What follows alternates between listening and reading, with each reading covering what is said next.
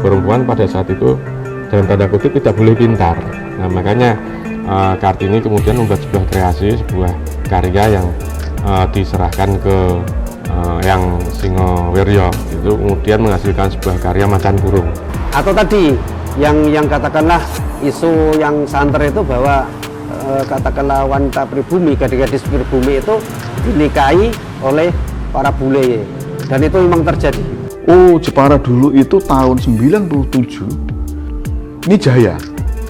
Ini kita sudah krisis, jadi serapannya ya sangat luar biasa ya. Udah krisis, kita ini kekurangan tenaga kerja.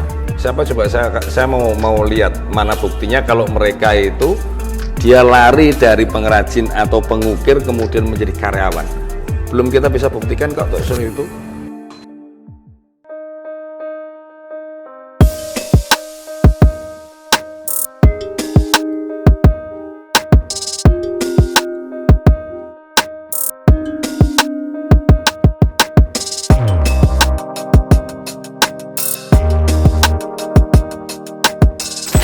Kabupaten Jepara sejak dahulu dikenal sebagai kota ukir.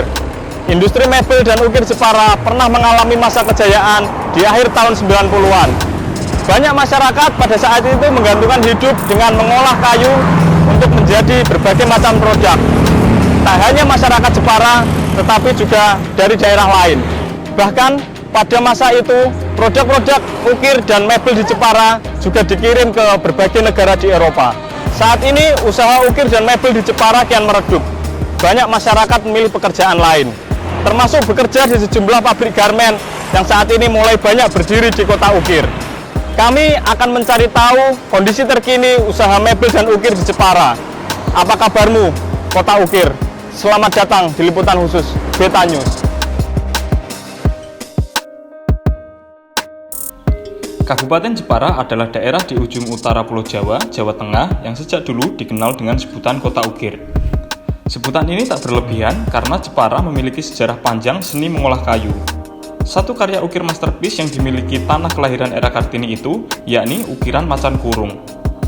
Ukiran ini berwujud seekor macan yang dikurung dalam sangkar, pada kakinya dililit rantai berbandul bola besi. Ukiran macan kurung tercipta berawal dari gagasan era Kartini pada masa kungkungan feodalisme. Kegelisahannya terhadap kungkungan penjajahan Belanda ingin diwujudkan dalam sebuah karya ukir. Kartini membawa konsep macan kurung itu kepada perajin ukir di desa Mulyoharjo yang bernama Singowiryo. Singowiryo kemudian membuat macan kurung dari balok kayu utuh yang diukir tanpa membelah dan menyambung. Karya ukir macan kurung hingga kini dijadikan simbol Kabupaten Jepara sebagai kota ukir. Namun sayang, kini keberadaan pengukir macan kurung semakin sulit ditemukan.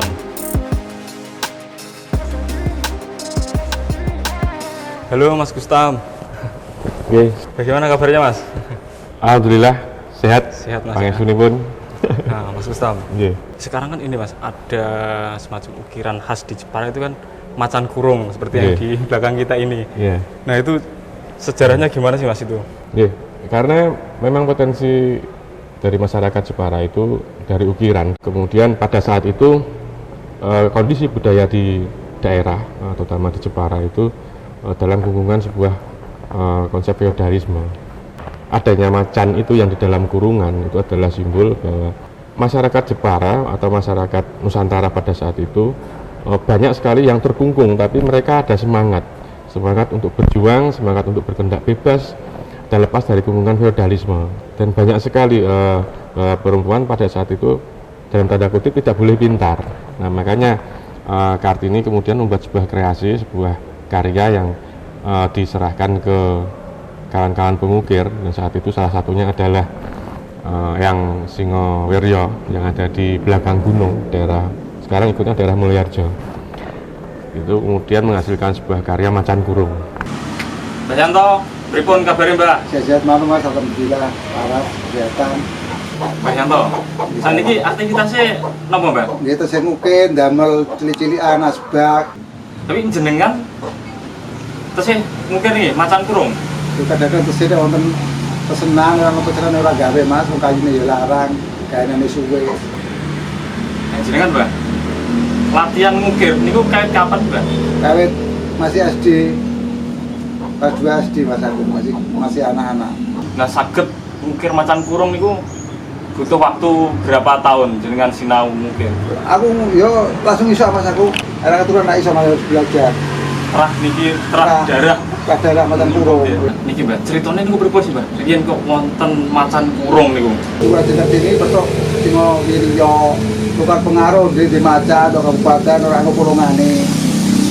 Lah aku tuh omahe kurungan jenenge macan kurung iku. Tapi kurungan kudu ono rantene ono sikile. Aku biasa ku jenenge macan kurung biasa yasan. Kudu ono sikilane cagak papat. Aku Jawa, lah iku Jawa Mas. Halo, Mas Robi. Iya. Selamat malam, Mas. Selamat malam, Mas. Gimana Mas kabarnya, Mas? Ya, bismillah, alhamdulillah, baik-baik semuanya. Alhamdulillah, sehat Mas ya. Iya.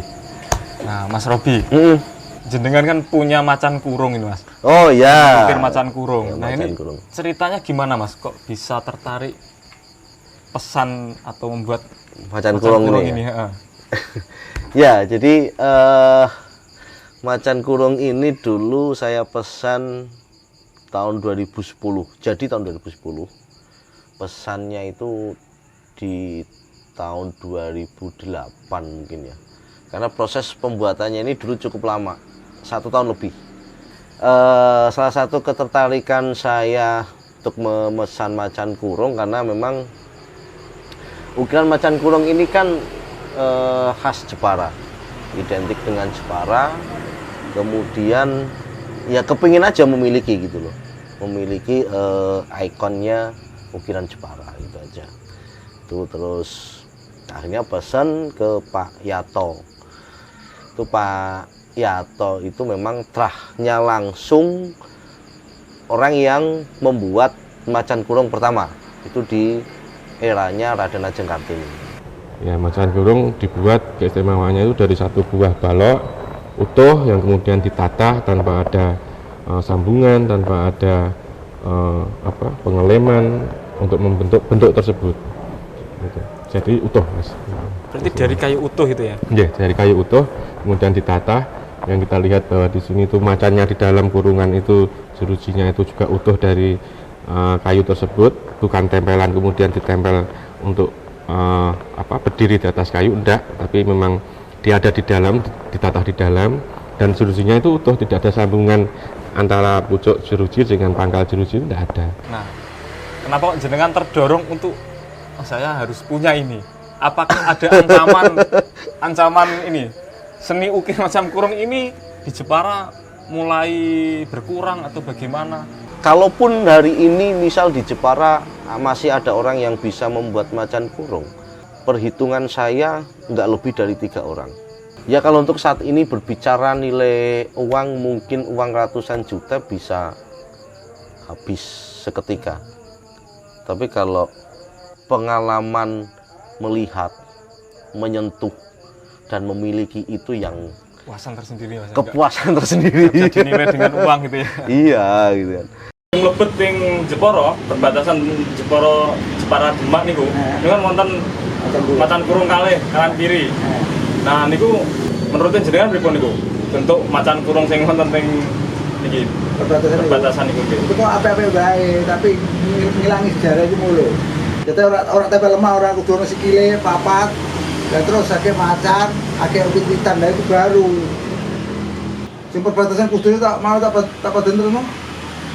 Ya ngono kan salah. Kebetulan wonten cagake. Lah cagake itu salah besar itu. Seni ukir mulai masuk Jepara sejak awal abad 16.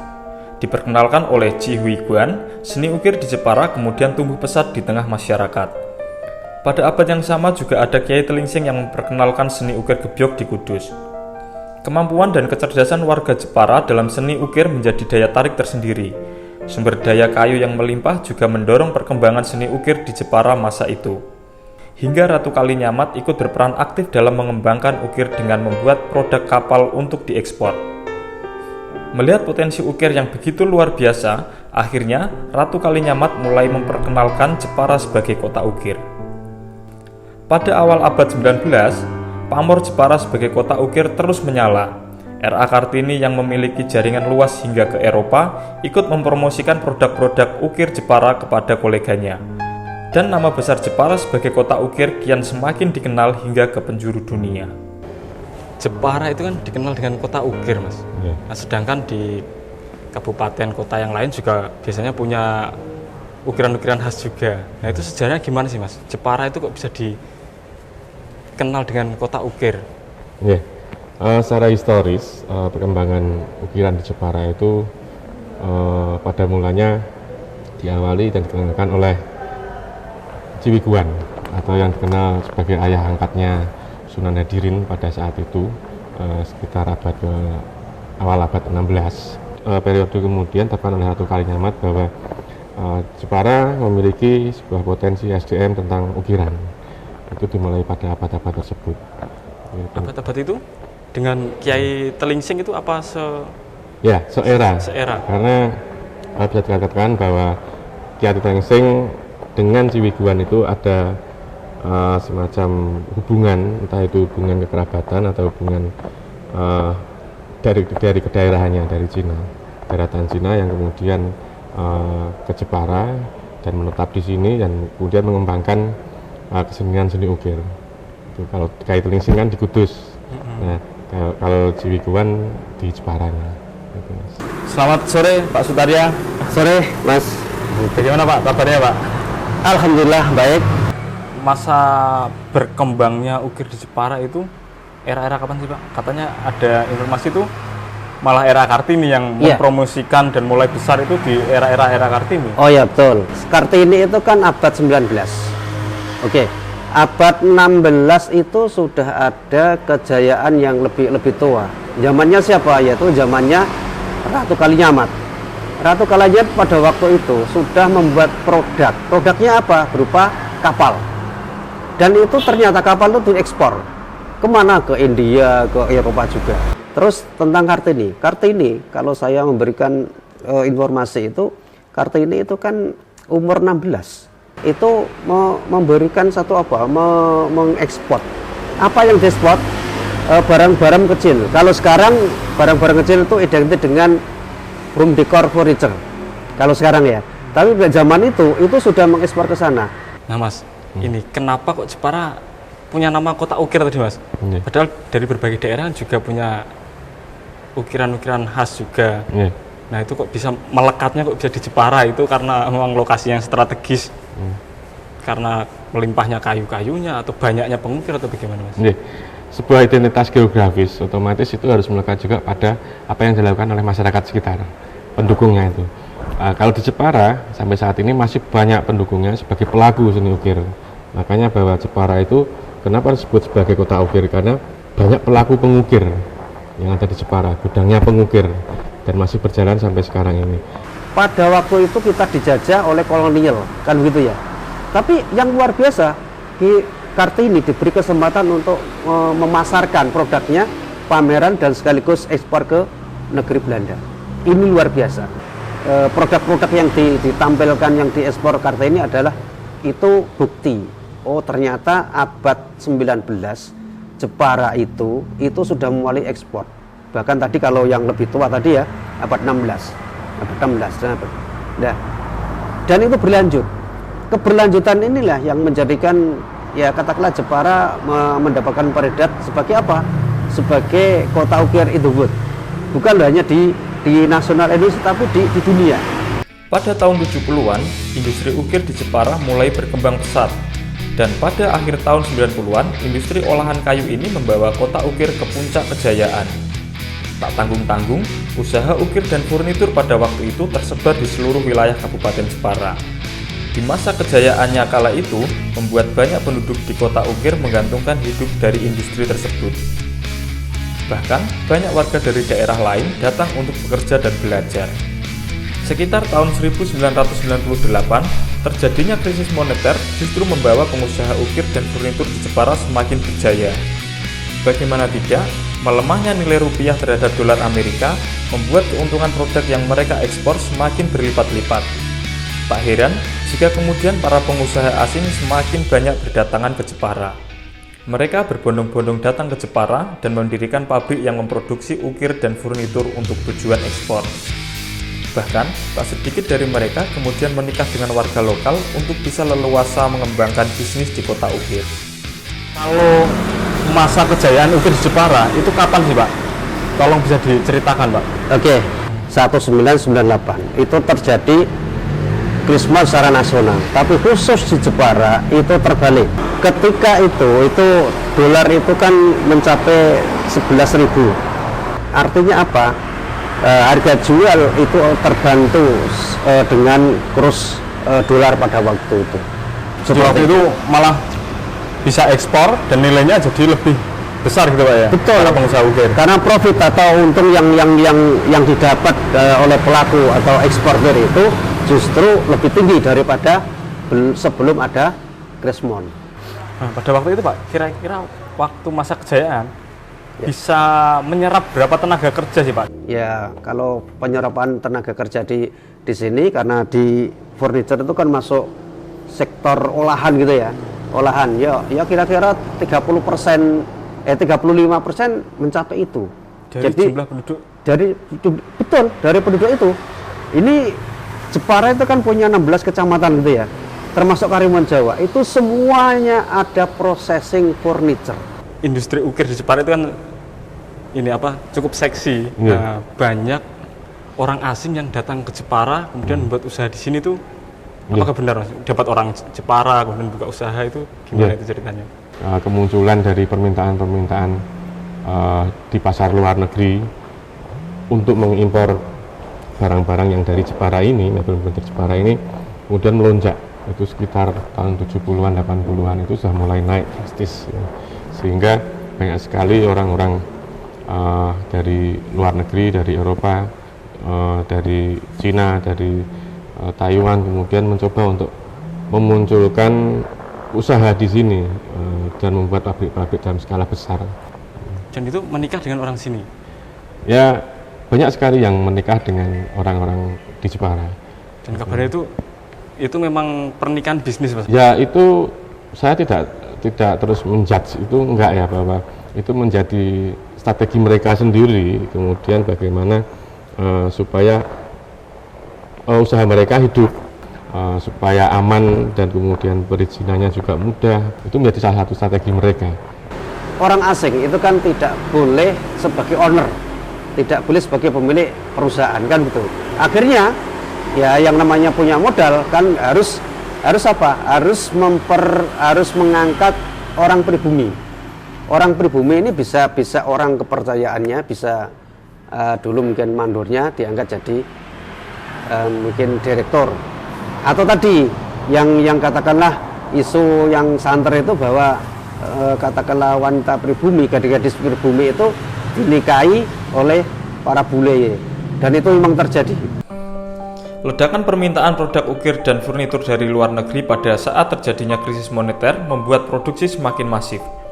Para pengusaha berlomba-lomba mendapatkan bahan baku kayu sebanyak-banyaknya untuk menggenjot produksi. Akibatnya, ketersediaan bahan baku kayu semakin lama kian sulit ditemukan. Suplai bahan baku yang kecil dan harganya yang melambung tinggi membuat para pengusaha ukir di Jepara kemudian terpaksa menggunakan bahan baku dengan kualitas seadanya. Akibatnya, banyak buyer dari luar negeri menghentikan permintaannya. Sejak saat itu, industri ukir dan furnitur di Jepara semakin lama semakin meredup. Tak sedikit pengusaha lokal akhirnya gulung tikar, dan pengusaha asing menutup usahanya. Tak sedikit pula para pengukir memilih pekerjaan lain yang dianggap lebih menjanjikan. Kondisi ini semakin diperparah terjadinya pandemi COVID-19 sejak 2 tahun yang lalu.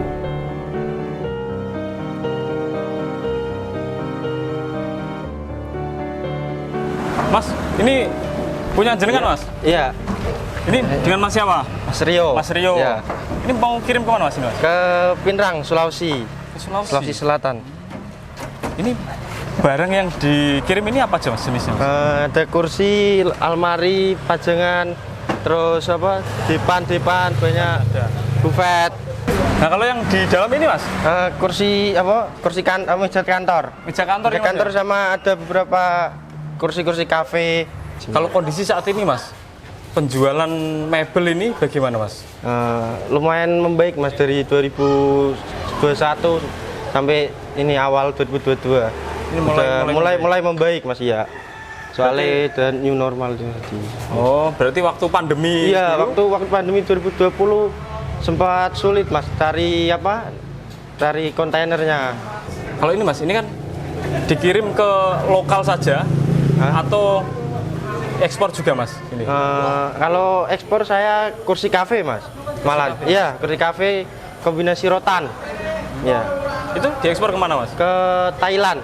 Ke Thailand, ya, ke Thailand. Selain Thailand Mas, negara mana lagi yang pernah diekspor?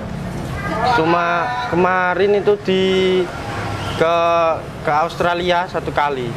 Satu kali sama Belanda. Satu kali doang. Terus ya lanjut, mungkin karena pandemi juga, efek pandemi. Oh, berarti itu ya, sebelum pandemi 2019. Ya. Selamat sore Pak Paat. Sore, monggo. Bagaimana Pak kabarnya Pak? Alhamdulillah sehat.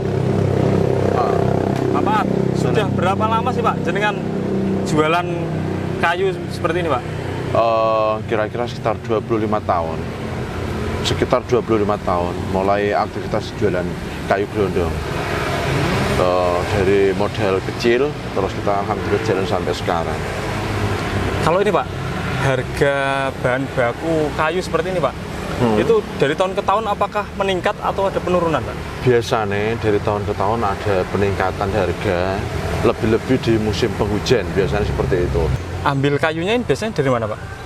Saya main dari seluruh Indonesia, kebanyakan dari luar Pulau Jawa. Dulu pas awal-awal kita main lokal dari Pulau Jawa, khususnya dari sekitar Jawa Tengah, perbatasan Jawa Barat, terus merambah ke Jawa Timur. Kita main juga ambil dari Bali, dari Kalimantan, Sumatera, Medan kita ambil, seperti itu. Kalau jenis kayunya Pak yang dijual, jenengan ini melayani kayu apa saja? Saya melayani hampir semua kayu ya, hampir semua kayu. Terutama kayu yang dibutuhkan pengrajin Jepara, itu kayak jati, mahoni, mindi, kayu bayur, sungke, hampir semua kita layani. Tergantung kita permintaan. Ya memang kemarin ada kendala di pas pandemi itu, memang ada penurunan omset penjualan kita, memang terkendala pandemi. Tapi alhamdulillah mulai akhir tahun kemarin kita jalan kok. Alhamdulillah sudah mulai merambah jalan. Sedikit demi sedikit udah Jepara udah mulai jalan lagi. Nah Mas Rustam, kalau tadi kan dikatakan kejayaan mebel dan ukir di Jepara itu tahun 70-an. Nah kalau berjalannya waktu hingga saat ini Mas, itu kondisinya seperti apa sih Mas? Mulai mengalami penurunan semenjak kita mengalami masa-masa krisis moneter ya, sekitar tahun 2000-an itu, karena banyak sekali yang pengekspor akhirnya mengalami kendala di masalah finansial.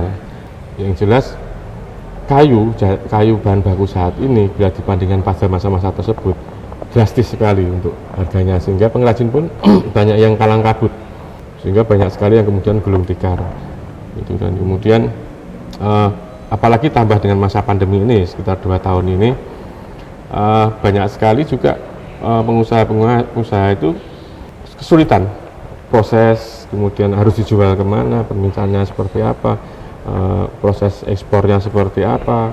Tadi kan istilahnya animo atau minat dari para buyer tadi kan tinggi tadi ya, karena adanya cruise yang menggiurkan oleh para pelaku. Nah, ini ternyata tidak bertahan lama, tidak berlama.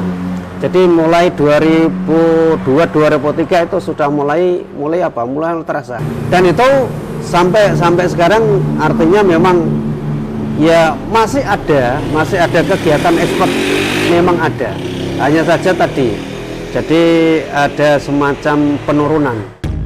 Beberapa tahun lalu, Jepara menjadi destinasi baru usaha manufaktur yang memproduksi produk-produk massal. Banyak perusahaan manufaktur besar dari Jabodetabek mengalihkan pabriknya ke kota ukir dengan sejumlah alasan, termasuk ketersediaan tenaga kerja dengan upah lebih rendah dibanding daerah sebelumnya. Sejumlah perusahaan manufaktur yang telah berdiri di Jepara menawarkan upah setara UMK dan ditambah insentif lain.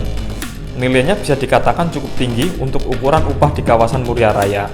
Hal ini tentu menarik minat banyak warga Jepara untuk masuk dan bekerja di sana. Hal tersebut dinilai sejumlah kalangan semakin mempersulit industri ukir di Jepara. Bagaimana tidak, banyak warga Jepara yang memilih pekerjaan selain ukir membuat para pengusaha semakin sulit untuk mencari pekerja. Tak ada jalan lain, para pengusaha ukir kemudian mendatangkan mesin-mesin ukir dari Cina untuk tetap bisa berproduksi.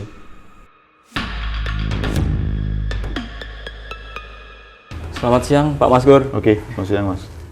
Bagaimana Pak kabarnya Pak? Kabar sehat, alhamdulillah. Alhamdulillah Pak ya. Nah, Pak Masgur ini kan sudah lama tentunya berkecimpung di dunia mebel di Jepara khususnya, kan sangat paham kondisinya Pak. Yeah. Nah kalau saat ini Pak kondisinya itu seperti apa sih Pak?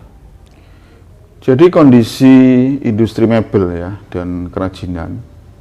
Jadi Jepara ini memang sebagai sentral ya. Jadi secara nasional memang peta industri mebel itu untuk secara kuantitas ya itu memang didominasi oleh Jawa Tengah ya. Jawa Tengah ini terdiri dari Jepara dan sekitarnya, Semarang dan sekitarnya, dan Solo. Jepara secara pekerjaan di industri mebel dan kerajinan ini memang secara order lumayan bagus ya. Akan tapi memang ada sedikit terkikis ya, di mana SDM khususnya ya, SDM ini mulai bermasalah. Kita sudah hampir 4 tahun terakhir ya, kita mengalami krisis tenaga kerja di industri mebel ya. Selain krisis, kita juga dihadapkan pada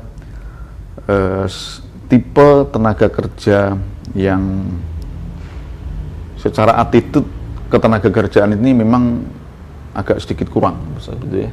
Nah, makanya ini menjadi masalah yang memang secepatnya harus kita carikan solusi. Saat ini atau katakanlah kita tarik waktu ke 5 tahun ke belakang gitu ya, sudah jadi informasi publik bahwa Jepara adalah tempat yang nyaman untuk investasi, terutama yang sifatnya melibatkan mass product atau produk massal.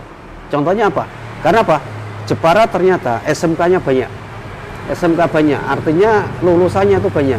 Nah, akhirnya di Jepara bermunculan pabrik, bermunculan katakanlah perusahaan atau industri yang besar-besar. Di mana kita tahu bahwa pada waktu itu kan bahasa saya adalah terjadi eksodus besar-besaran dari Jabodetabek. UMR kita Jepara sudah termasuk tinggi. Sekarang sudah 2.110.000 kelihatannya. Kan sudah tinggi.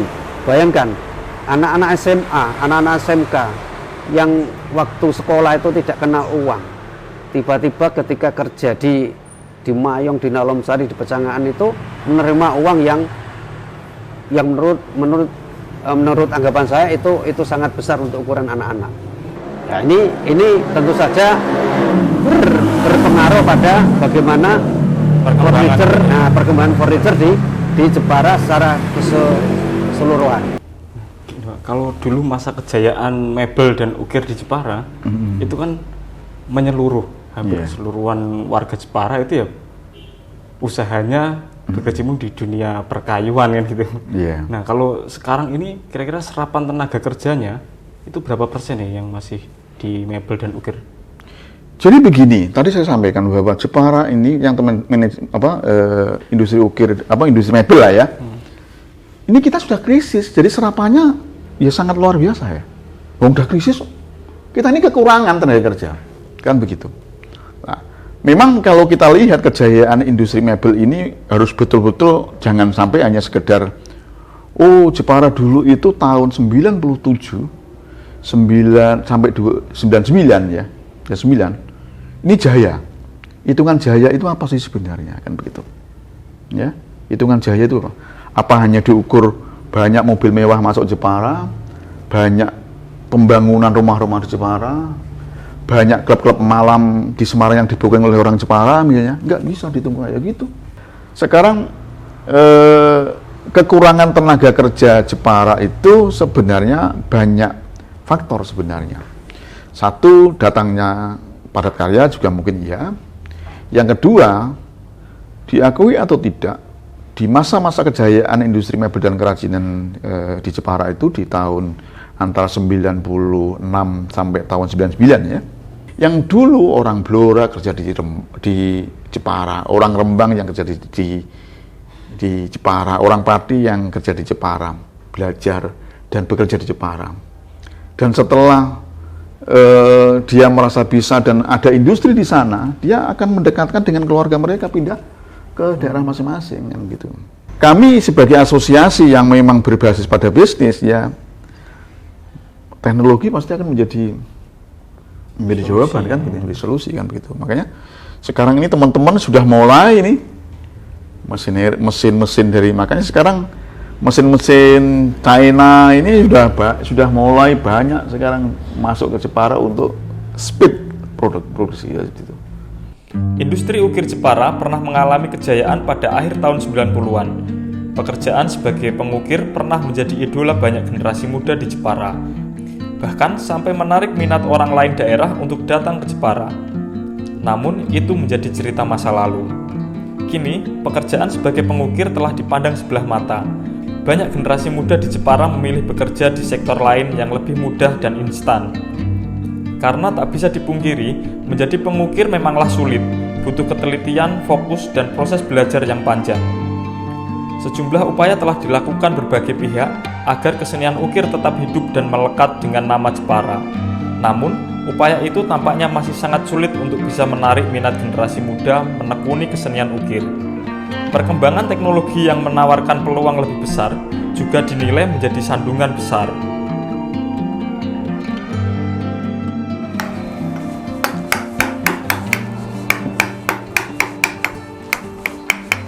Halo Pak, selamat sore Pak. Iya, selamat sore. Pak, ini baru proses apa Pak? Ini proses patung Pak Karno. Ya, ini baru membuat patung Bung Karno. Ya. Ini pesanan dari mana Pak? Ini pesan dari Bupati Jepara. Oh, dari Bupati? Nah kalau jenengan Pak, awal mula itu ceritanya gimana Pak? Kok bisa tertarik di dunia ukir Pak dulu? Ya dulu memang saya udah ingin sih melihat, kadang kan ada yang bikin patung. Terus saya kok ada keinginan ikut-ikutan bikin patung. Jadi saya sudah saya dalami, katanya kok memang enak, asik gitu loh bikin patung. Jadi memang terus saya tekuni sampai sekarang bikin patung. Memang jiwanya jiwa seni Pak ya. Nah kalau membuat patung-patung seperti ini Pak, ini butuh proses berapa lama sih Pak? 3 bulan. Untuk ukuran segini saya 3 bulanan sampai 4 bulan maksimal. Biasanya Pak, ini dijual kemana Pak? Di lokal? Ya kadang Jepara, lokal, atau kadang ya luar. Oh, sampai luar negeri juga. Kalau itu luar negeri biasanya ke negara mana Pak? Ada Malaysia, Korea, Taiwan, India juga, kadang Turki, hampir semua negara kadang pernah pesan ke sini. Nah kalau ini Pak, dulu waktu rame-ramenya, jenengan itu sebulan paling banyak mendapat pesanan berapa Pak? Kalau dulu pesanan ya memang terus terang sebulan ya kadang nggak bisa dihitung sih, memang banyak numpuk-numpuk. Ada 5 pemesan, 5 orang pemesan, jadi harus sampai malam, jadi di lembur pagi sampai malam, kadang sampai jam 3, jam 2. Nah kalau ini Pak, kondisi saat ini Pak, itu bagaimana Pak kondisi pengukir saat ini? Apakah banyak yang udah gulung tikar atau alih profesi? Banyak yang alih pindah profesi, banyak. Ya memang untuk patung sementara memang agak sepi, jadi yang biasa ngukir pindah, ada yang gerindo, ada yang serabutan, pokoknya udah pindah. Karena tidak ada pesanan tadi Pak ya. Berkenaan dengan ukir tadi yang jenengan sampaikan tadi, ukir ya. Jadi Jepara ini kan sentral ukir ya. Akan tapi perlu diketahui dan mungkin banyak informasi yang muncul bahwa industri ukir di Jepara mengalami penurunan yang sangat drastis ya. Baik itu regenerasinya, termasuk kualitas cara ngukirnya dan sebagainya. Ini juga perlu harus secepatnya dicarikan solusi seperti itu. Tahun 2017 ya, di saat Hari Jadi Kota Jepara, kita membuat rekor muri,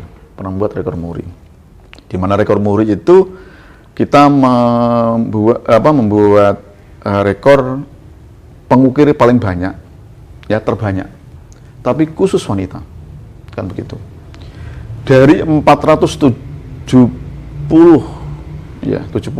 orang, rata-rata hampir 95% itu didominasi oleh orang-orang yang memang umurnya sudah di atas 35 tahun, ya, seperti itu.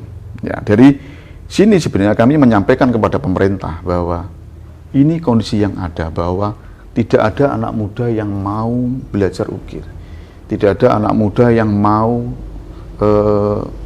menyenangi ukir, kan seperti itu. Sepengetahuan jenengan, Pak, pengukir saat ini di Jepara untuk generasi muda, apakah sudah mulai banyak ditinggalkan, Pak? Kurang peminatnya atau bagaimana? Sepertinya memang itu peminatnya kurang. Kemarin saya juga udah promosi untuk belajar di sini. Saya ajak belajar bersama di sini untuk bantu-bantu saya. Tapi tidak ada yang respon. Jadi memberi pelatihan gratis gitu, Pak, ya? Di Facebook kan saya tulis status saya, siapa yang butuh belajar untuk mengukir gratis di tempat saya. Tapi tidak ada yang ya memang tidak tertarik ya. Menurutnya, pamor industri ukir cukup berimbas pada minat generasi muda untuk belajar seni mengolah kayu yang memiliki sejarah panjang di Kabupaten Jepara. Hal ini terlihat dari jumlah siswa di SMK Negeri 2 Jepara jurusan ukir, yang dari waktu ke waktu semakin sepi peminat. Sekolah yang dulu bernama SMIK Jepara itu memiliki sejarah panjang dalam mencetak generasi-generasi handal di bidang seni ukir. Sekolah yang telah ada sejak tahun 80-an itu dulu pernah menjadi idola semasa kejayaan industri ukir di Jepara. Bahkan, sekolah ini harus menyeleksi secara ketat calon siswa untuk bisa diterima. Namun, kini sekolah tersebut semakin sulit mendapatkan calon siswa yang berminat untuk masuk ke jurusan ukir. Berbagai upaya telah dilakukan, namun belum menuai hasil seperti yang diharapkan.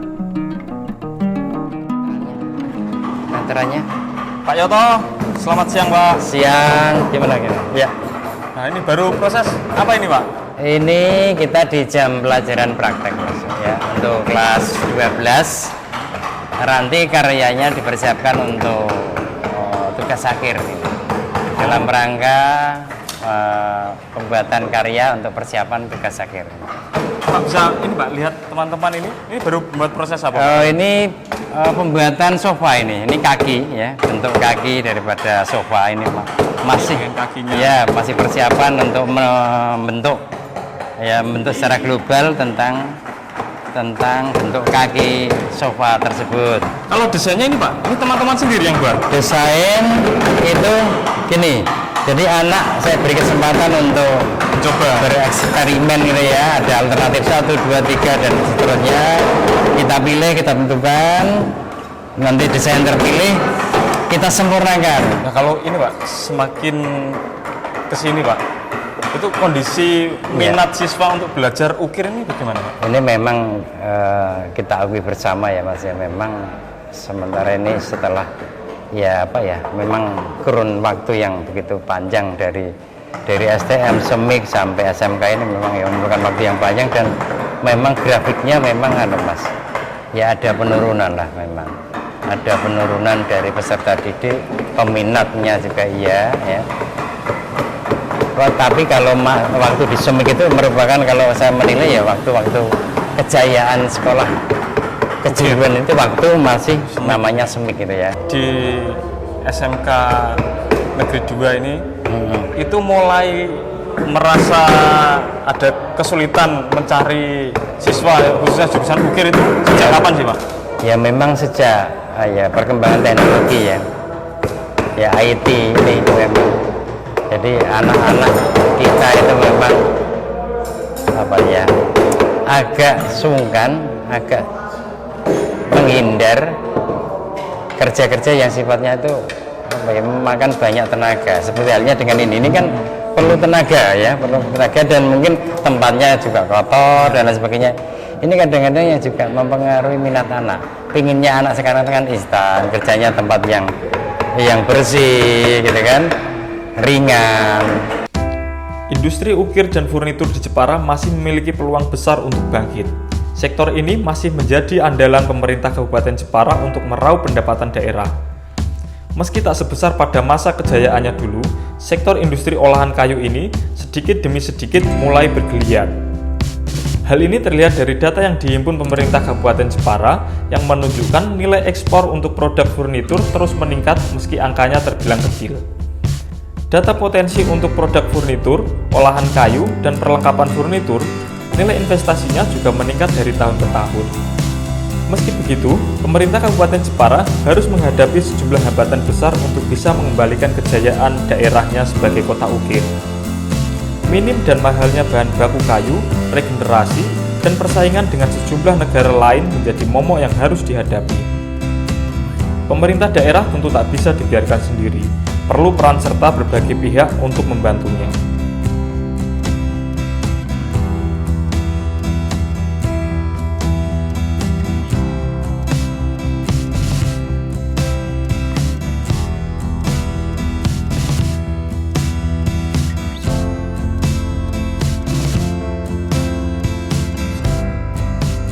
Selamat sore Pak Bupati. Selamat sore Mas Rosidi. Pripun Pak kabarnya Pak? Alhamdulillah sehat waras. Sehat itu kan secara fisik ya. Waras lebih kepada rohani, ini kewarasan kita gitu. Kesibukan jenengan ini harus menjaga kesehatan Pak tentunya Pak. Oh ya, matur nuwun dilengke. Yeah. Nah Pak Bupati, bagaimana Pak sekarang Pak kondisi ukir di Jepara ini Pak?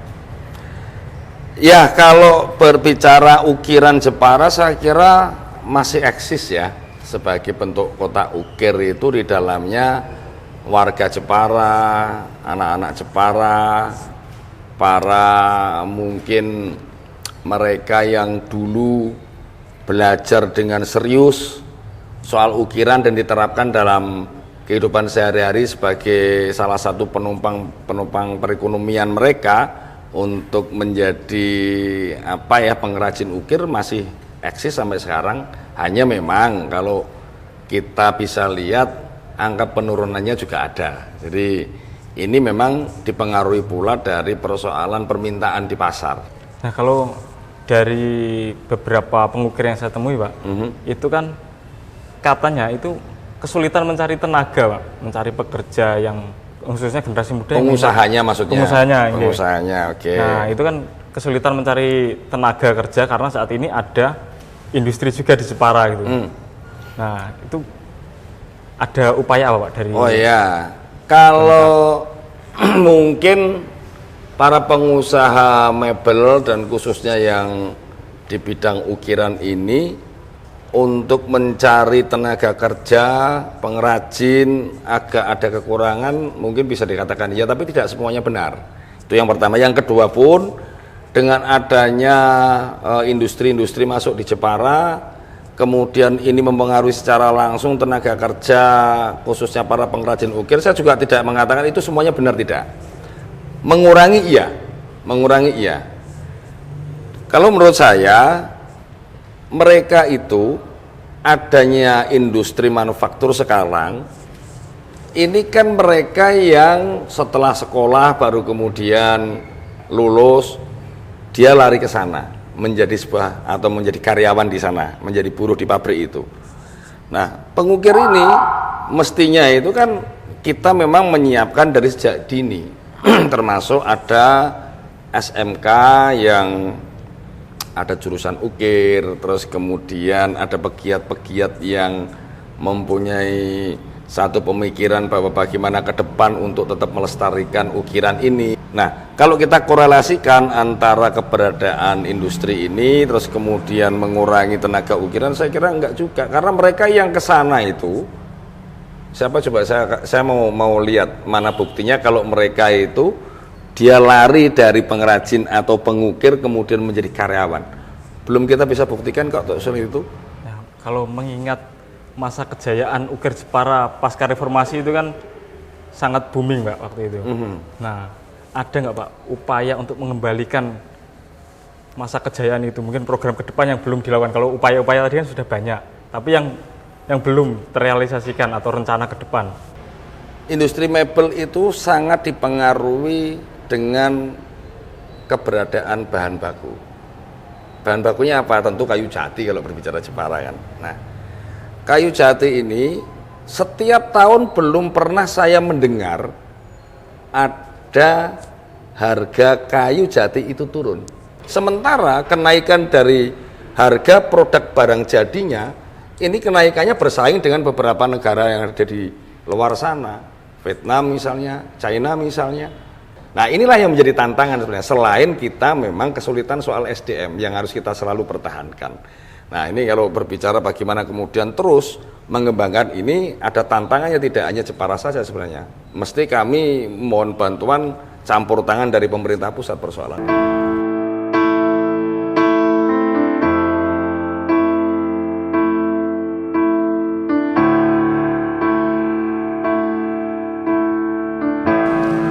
Mengukir memang dibutuhkan ketelitian dan kesabaran.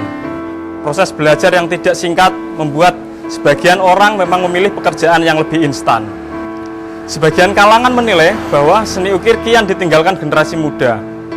Karena status perajin ukir yang dulu menjadi primadona, sekarang sudah tak lagi menjadi idola. Upaya untuk mempertahankan regenerasi ukir terus dilakukan. Namun, hingga saat ini masih belum juga bisa mengembalikan kejayaan. Sampai jumpa di liputan khusus Beta News.